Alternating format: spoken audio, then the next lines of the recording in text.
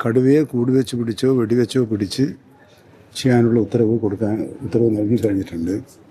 അപ്പോൾ ജനങ്ങൾ അതുമായി സഹകരിച്ച്, കാരണം പുറത്തു വന്ന് ആക്രമിച്ചതല്ല എന്നൊരു, പക്ഷെ അത് നമ്മൾ നോക്കുന്നില്ല.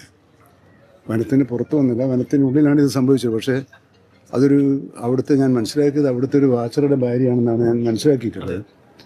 അപ്പോൾ അത് ആ നിലക്ക് തന്നെ പരിഗണിച്ചുകൊണ്ട് ആവശ്യമായ ധനസഹായം ഉൾപ്പെടെയുള്ള കാര്യങ്ങൾ ചെയ്യണമെന്നാണ് ഉദ്ദേശിക്കുന്നത്.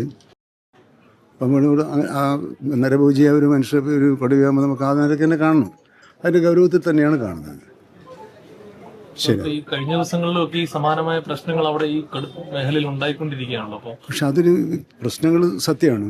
പക്ഷെ അതൊക്കെ ഉണ്ടായിക്കൊണ്ടിരിക്കുന്നതിൽ മിക്കവാറും വനത്തിനുള്ളിലാണ്. അപ്പം നമ്മൾ നാട്ടിലിറങ്ങി വന്ന് മനുഷ്യനെയും കൃഷിനാശവും നടക്കുന്ന വന്യമൃഗങ്ങളാണ് നമ്മുടെ ഒരു ചർച്ചയിൽ ഇതുവരെ വന്നിട്ടുള്ളത്. പക്ഷെ ഇങ്ങനെയും സംഭവിക്കുന്നുണ്ട്. അപ്പോൾ അതിന് മുന്നറിയിപ്പുകൾ ഉൾപ്പെടെയുള്ള കാര്യങ്ങൾ നൽകുന്ന കാര്യത്തിൽ കൂടുതൽ ജാഗ്രത വേണം എന്ന ഒരു സൂചനയാണ് ഇത്തരം സംഭവങ്ങൾ നമ്മുടെ മുമ്പാകെ കാണിക്കുന്നത്. അത്തരം പൊതുസൂചനകൾ കൂടി കണക്കിലെടുത്തുകൊണ്ട് ചെയ്യാവുന്നതിൻ്റെ പരമാവധി കാര്യങ്ങൾ ചെയ്യാൻ ഗവൺമെൻറ് ഒരുക്കമാണ്. പിന്നെ ഇവരുടെ മറ്റൊരു ആവശ്യമാണ് ഇപ്പോൾ ഇവിടെ ഫെൻസിംഗ്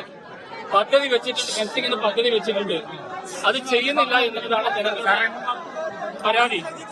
അത് ഞാൻ പരിശോധിച്ചപ്പോൾ കുറെ വസ്തുതയുണ്ട്. പദ്ധതി വെച്ചെങ്കിലും ഫെൻസിംഗ് പൂർത്തീകരിച്ചിട്ടില്ല. അപ്പൊ ഫെൻസിംഗ് നമുക്ക് അടിയന്തരമായിട്ട് പൂർത്തീകരിക്കണം. കടുവയെ നമുക്ക് ജനങ്ങൾ പറഞ്ഞ് വെടിവെച്ച് കൊല്ലണമെന്നാണ് പറയുന്നത്. പക്ഷെ മന്ത്രി എന്ന നിലയ്ക്ക് വെടിവെച്ച് കൊല്ലാൻ എനിക്ക് ഉത്തരവിടാൻ സാധിക്കില്ല. കാരണം അത് ദേശീയ മൃഗമായതുകൊണ്ട്.